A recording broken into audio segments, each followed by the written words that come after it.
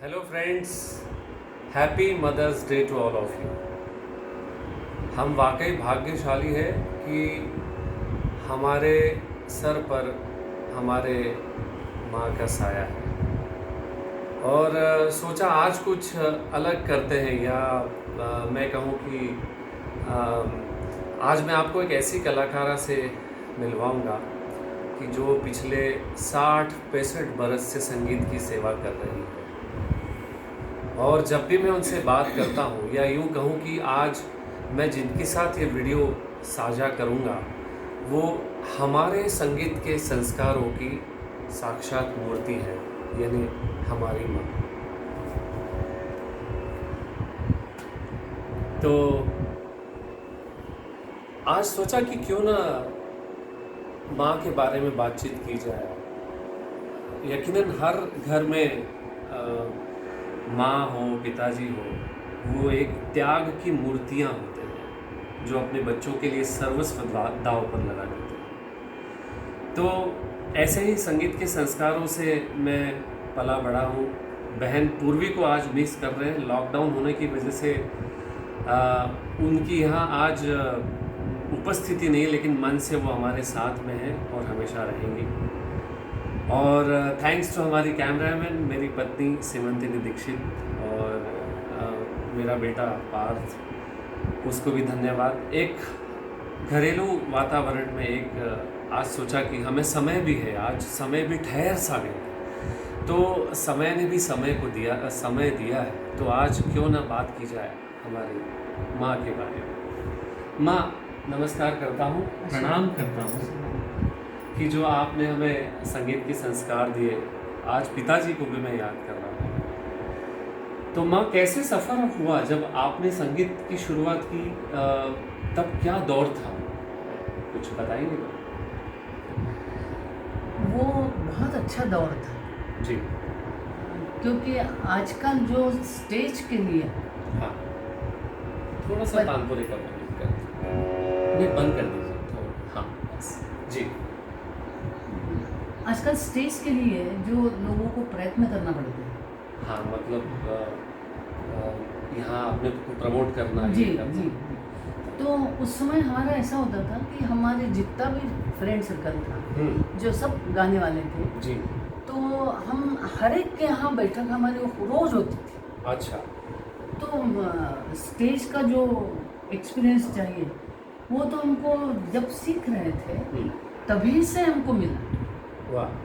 तो ये एक बहुत अब ये समझ में आता है कि वो चीज़ बहुत अच्छी थी। जी जी, सही कहा आपने। तब वो दौर था कि एक दूसरे को सुनते थे और बहुत कुछ ऐसा करना नहीं पड़ता था। या पर मम्मी, एक बात आपसे मैं कहूँगा कि मैंने देखा है बचपन ऐसे कि जब भी आप छोटों से बात करती हो, इवन तो मुझे भी आप बात करते हो तो जी लगाते हो। तो ऐसा क्यों होता है? ऐसा क्या आता है मतलब मन में?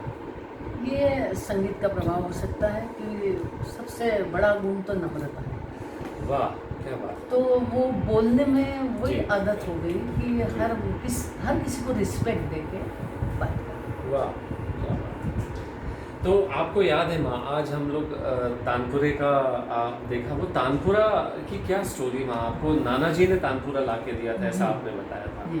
तो वो दौर भी क्या होगा वहाँ। वो तानपुरा तो हमारे लिए बहुत अमूल्य धरोहर है। मतलब उसमें नाना जी के हाथ लगे, उसमें आपका रियाज।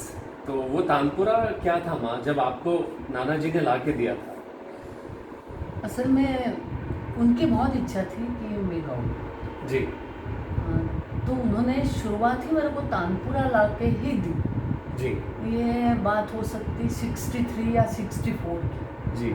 तो थोड़ा कैमरे की तरफ देखकर तो भी बोलिए। तानपुरा स्टेप आया वो। घर, हाँ, तानपुरा घर आया हाँ, तो घर में बवाल मच गया था अच्छा। क्योंकि वो 150 रुपये का तानपुरा था। ओह। और उस समय 150 रुपये मेरे लिए, जबकि उस समय मैंने कुछ भी नहीं सीखा था, उसके लिए उन्होंने 150 रुपये खर्च किए तो घर में बहुत बवाल उठा था। पर मैंने उसी समय निश्चय किया था कि मेरे को इसका जवाब अपनी कला बढ़ा के ही देना है। क्या बात है, वाह। और एक और आप चीज़ शेयर करती है माँ की, आप बोलते थे कि आपका गला गाने का नहीं था, हाँ। तो एक तरह से वो कैसे आपने सोचा, मतलब नाना जी ने क्या आप में देखा कि ये मेरी बच्ची, आपको क्या बोलते थे? रानी। रानी, रानी। हाँ। हाँ, कि बोले गाना करेगी, तो ऐसा वो धन्य है वो हमारे नाना जी, आपके पिताजी, कि ऐसा उन्होंने क्या देखा? उन्होंने मेरी मेहनत देखी। स्कूल में भी जो पढ़ाई करती थी मैं, जी। वो मेरे को मतलब एक धुन थी हाँ। कि रात में बैठ बैठ के पढ़ाई करना, जी। सुबह जल्दी उठना, रियाज तो करती थी उस समय में जी। अलंकारों का। जी। तो वो खुद बहुत अच्छा गाते थे, हाँ। इसलिए उनको लगा कि मैं मेहनत कर सकती हूँ, इसलिए संगीत कर सकती हूँ। वाह, क्या बात है, वाह। और वाकई वो भी उतने ही मेहनती थे। होलकर्स के ज़माने में दोस्तों, आपको बताऊं, बीच में नाना जी के ऊपर छपा भी था बहुत अच्छा, कि वो होलकरों का फ़िल्टर स्टेशन संभालते थे, जहाँ से पीने का पानी इंदौर में सप्लाई होता था। तो माँ, आपका फिर कॉलेज, परिवार बड़ा था, और कॉलेज आपका कहाँ से हुआ फिर? कॉलेज तो ऐसी स्थिति नहीं थी कि कॉलेज कर पाऊँ, ओह। तो मैंने पूरा एजुकेशन प्राइवेट किया। जी। जॉब भी बहुत कम उम्र में लग गई थी मेरे को। हाँ। तो उसके बाद 10वीं पास थी मैं जब जॉब में लगी। जी। तो उसके बाद एजुकेशन तो करना था, वो तो जुनून था। जी। तो मैंने पूरा एमए तक वाह। एजुकेशन प्राइवेटली किया। प्राइवेटली, और एमए, अच्छा, वो फीस भरने की होती नहीं थी, और हाँ, तमाम आपने कहा कि बिल्कुल, वो बिल्कुल। होता था, और आप मतलब वो एमए। फीस के लिए इवन मेरा हाथ भी बताया गया कि इसके हाथ में विद्या है कि नहीं। अच्छा। नहीं तो हम फीस भरेंगे और फिर वेस्ट हो जाएगी। अरे भगवान, ओ। तो मेरे हाथ में रेखा नहीं थी, अच्छा। तो मेरी फीस बंद हो गई, जो भी मेरे को देते थे। हाँ। तो फिर मैंने प्राइवेटली पूरा एजुकेशन। वाह वाह, कमाल है। और मैं आपको, जब से मैंने होश संभाला है, तब से मैं आपको देख रहा हूँ, नियमित आप 4:30 पौने 5 बजे उठकर रियाज करती हैं। कभी आपको ऐसा नहीं लगा माँ कि मैं रियाज करके आज इतने 60-65 बरस हो गए संगीत की सेवा कर रही हूँ? मेरे भी बहुत कार्यक्रम उस ज़माने में ज़रूर होते थे, जब हम छोटे थे, तब हमने आपको व्यस्त देखा है। और पापा आपका तानपुरे की जवारी और वो सब बना के देते थे, और तमाम कार्यक्रम होते थे। तो आपको ऐसा नहीं लगता कि आपने और लाइमलाइट में आना चाहिए था, या ये जन्म आपका संगीत के लिए, आप क्या सोचती हैं? ये जन्म के बारे में मतलब यही सोचूंगी कि स्वर साधना इस मेरे जन्म में हो जाए पूरी, तो अगले जन्म में निश्चित मैं एक स्थापित कलाकार बन सकती हूँ। उसके लिए मैं मेहनत करती हूँ सुबह से। बड़ा भावुक जवाब दिया आपने, और आपके जज्बात तो मैं बताता हूँ कि आसमान से ऊंचा है, और यही बात हम लोग सीखते रहते हैं, और हमें भी रियाज करने की प्रेरणा मिलती रहती है। तो माँ,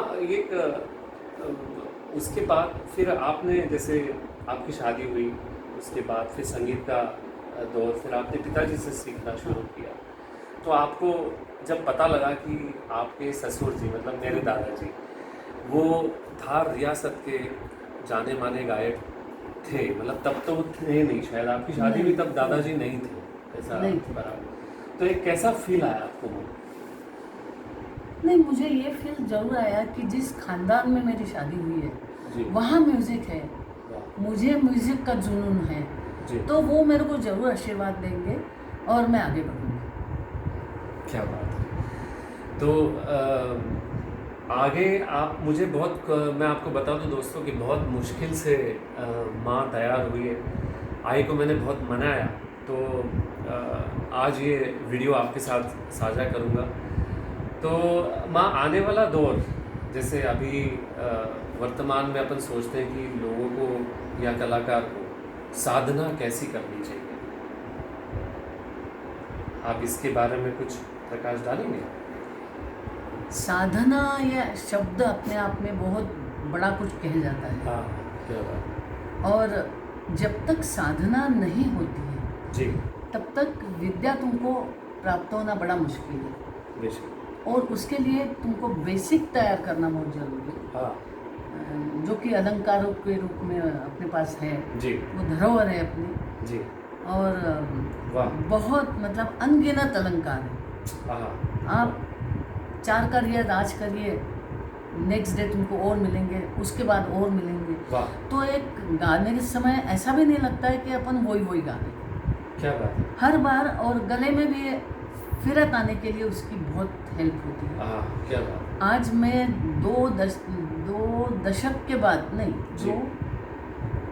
हाँ, मतलब तकरीबन 24 साल 24 साल बाद जो मैं आज कुछ प्रयत्न करना चाह रही हूँ, वो मात्र अलंकारों के रियाज से। वाह। मैं पूरा अपना जो गाना गाती थी वो तो मैंने पूरा बाजू रखा। हाँ। और मात्र कंसंट्रेट किया अपने शुद्ध स्वरों पे और उसमें अलंकार। वाह। और उसमें मैं एक बात और, मतलब आज जो मैं गाऊंगी उसमें मेरा बहू का भी बहुत बड़ा हाथ है। वाह। उसको जहाँ जहाँ भी कहीं से अलंकार अलग अलग मिले जी। वो बिल्कुल याद रख के लेके आइए, मेरे को बताए कि ये अलंकार मम्मी आप करना चाहो तो बहुत अच्छे हैं। तो मैंने उस पर कॉन्सेंट्रेट किया, क्योंकि रेगुलर अलंकार करते वो उससे वो हटके थे। वाह। और उसका बहुत फ़ायदा मुझे हुआ। माँ एक चीज़ और करेक्ट मैं और कहना चाहूँगा, करेक्ट नहीं करूँगा, कहना चाहूँगा, इसमें ऐड करना चाहूँगा कि मैंने माँ को देखा है कि वो कभी सीखने की प्रवृत्ति नहीं छोड़ती है।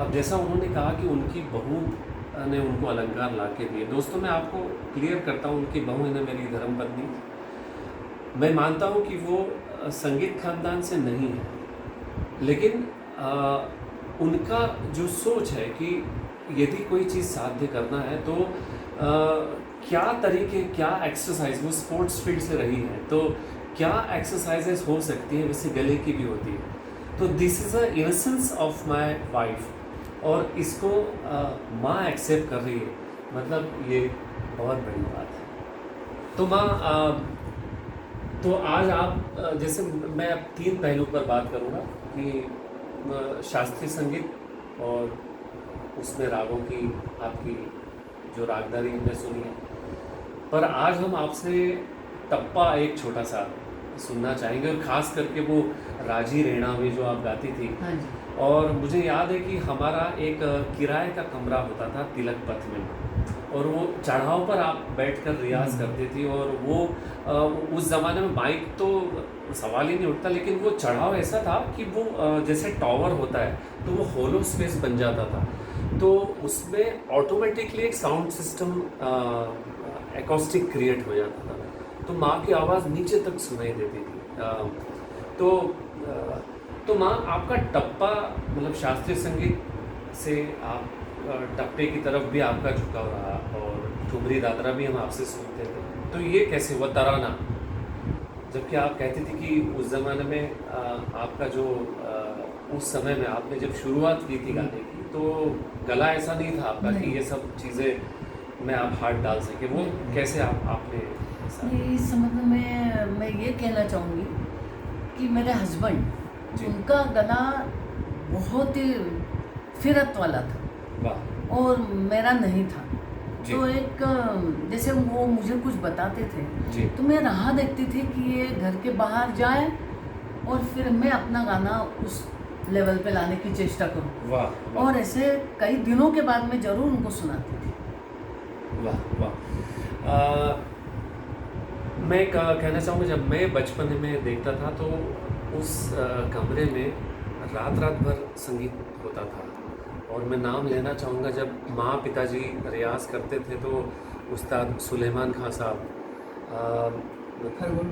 खरगोणकर सर, हमारे शरद खरगोणकर साहब, और दीपक गरुड़ जी हैं, और एक हमारे मामा समान ही थे, हमारे खुद के मामा, स्वयं मामा बाड़ू मामा जिन्हें हम जानते हैं वो, और जयंत सोमन जी हैं, वो मामा के साथ, वो आई के साथ काफ़ी घूमे हैं बहुत ज़्यादा बाहर भी घूमे। और बड़ा अच्छा लगता था एसटी बसों में तानपुरे लेकर जाना और कार्यक्रम करना, बड़ी सरलता सहजता थी माँ। और इन दिनों तो लॉकडाउन हो गया है माँ, तो हमें ये करने की प्रेरणा मिली कि चलो आज बैठते। तो लॉकडाउन में आप अभी कैसा महसूस कर रहे हैं? हम तो अभी भी देख रहे हैं आपकी दिनचर्या तो वही है। तो ये एटमॉस्फेयर आपके मस्तिष्क में क्या भावनाएं ला रहा है और क्या आपने सोचा इस बारे में? देखो, पूरे जीवन भर तो संगीत के लिए अलग से समय निकाल के बैठना पड़ता था। जी पर अब ये लॉकडाउन में क्या है कि अपने पास समय है, जी। तो समय है तो संगीत करना ही बनता है। वाह। क्योंकि रियाज का तो कोई मापदंड नहीं है, आप कितने घंटे बैठो कितने, परंतु मेरे को तो यही लगा कि अपने को घर में ही बैठना है, तो मैं तानपुरा निकाल के कभी भी बैठ जाती हूँ वाह, और अलंकारों का रियाज करती हूँ। क्या बात है। और एक मैंने देखा ना, जब भी आपके स्टूडेंट्स काफ़ी सीख कर गए, पर किसी ने ऐसा प्रोफेशन वाइज इसको नहीं बनाया या जो भी है, लेकिन मैं देखता था कि माँ के पास सीखने के लिए जो भी स्टूडेंट आते थे तो वो प्लान करती थी पहले कि आज इसको क्या सिखाना है, और उसके पहले उसका रियाज करती थी। तो माँ ऐसी क्या आपको ज़रूरत पड़ती थी? आप तो गा रहे हो, मतलब ऐसा विशेष इसके लिए? नहीं, हर स्टूडेंट की अलग अलग तासीर होती है। जी तो किसी को अलग सिखाना पड़ता था, तो जी। किसी को अलग सिखाना पड़ता था। वाह।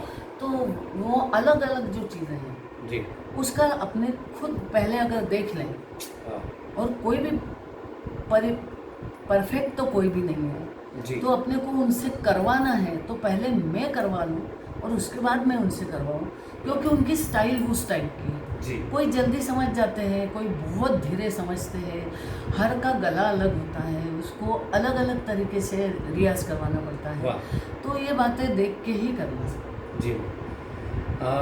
बातें हो रही है और बहुत मज़ा आ रहा है, और एक प्राउड फील होता है कि कोई भी कलाकार के संगीत सीखने के लिए कितने जतन होते हैं, कितने कष्ट होते हैं, चाहे वो कहीं भी रह रहा हो जिसे हम जानते भी नहीं, लेकिन उसके अपने कष्ट और साधना बहुत बड़ी होती है। माँ, उत्साह में मैं भूल गया, हमें बात शुरू करनी थी आपके गुरु लोगों से। मैं माफ़ी चाहता हूँ, मैं ये सवाल आपसे आखिरी में कर रहा हूँ। कैसे माँ, तालीम आप पिताजी से पहले आपने किन से ली तालीम शुरू? तालीम किसी से लेने का सौभाग्य तो मुझे नहीं मिला, जी पर उस समय प्रोग्राम रात रात भर चलते थे जी। और बहुत प्रोग्राम होते थे, और हमारे पिताजी हमको लेके जाते थे। हाँ हाँ। और ईश्वर ने मुझे कुछ जो चीज़ दी है वो ये है कि एक दिन जैसे हम जाके सुन के आए, तो दूसरे दिन सुबह का रियाज उसी के साथ होता था, क्योंकि मैं लिख के लाती थी बंदिशें। हाँ वाह। और ऐसा बैठ जाता था कि अगर वही राग अपन उसी गाते रहे रोज के रोज, तो हमारा एक जो बैठक होती थी उसमें अपने को सुनाना, ये एक हमारा एम रहता था। जी। तो ऐसा मेरा रियाज चालू हुआ। वाह। और मैंने सबसे ज़्यादा मालिनी राजूरकर जी उनको सुना है, और टप्पा सीखने की भी जो मुझे इच्छा हुई हाँ वो उन्हीं के कारण हुई। जी। तो बस यही हुआ कि उनका सुना और घर आके हमने उनका रियाज किया, उनका सुना और हमने रियाज किया। दूसरे सौभाग्य की बात ये रही कि वो भी ग्वालियर घराने से थी और मेरे हस्बैंड भी ग्वालियर घराने से ही थे। जी तो मेरे को उसकी हेल्प हुई, घर में भी मेरे तालीम वही चल रही थी जी। और सुनने भी मैं वही जाती थी। उनका उस समय प्रोग्राम बहुत होते थे मालिनी ताई में, वाह। हाँ, इंदौर में काफ़ी आना बहुत ज़्यादा। और दोस्तों, इंदौर शहर बड़ा धनी रहा है कि ऐसे किसी कलाकार को यदि प्रेरणा मिली है तो उस ज़माने में हमने भी सुना, बहुत छोटा था, अभिनव कला समाज में एक से एक कलाकार आते थे माँ, आप हमको लेके जाती थी, आपको आपके पिताजी माताजी लेके जाते थे, आप हमको लेके गए। तो वो गांधी हॉल का पेंडॉल और खचाखच भरा हुआ हॉल और श्रोताओं से उनका संगीत सुनना, ये बड़ा सौभाग्य है। तो माँ, आज क्या हमें आप सुनाएंगे, क्या आपने सोचा है? देखो, उस समय मैंने टप्पा गायकी जो सीखी जी। और मैंने उसके ऊपर बहुत ज़्यादा कंसंट्रेट किया, जिसका फ़ायदा मुझे बहुत हुआ। वाह। क्योंकि एक गले की तैयारी जो लगती है उसमें, जी।